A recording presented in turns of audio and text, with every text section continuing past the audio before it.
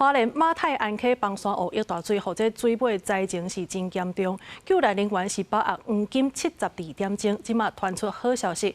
原本讲这台东窜一个6岁查某囡仔失联去，后来是有平安甲人救出来。目前为止，这死亡人数15个人，失联的也有34个。你好勇敢哦！加油！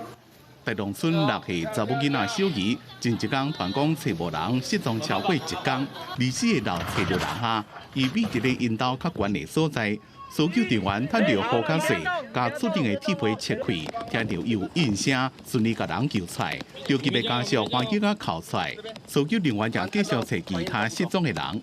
我们走左边那边，走左边那边。消防队伫24透早也叫做调伫咧光复高一个师生，也有一个抱囡仔的妈妈。消防、空巡、海巡继续动员进行地毯式的搜查，也对天顶出海口扩大搜寻。副总统萧美琴24日去台中国小儿童关怀中心看安置伫遮的囡仔。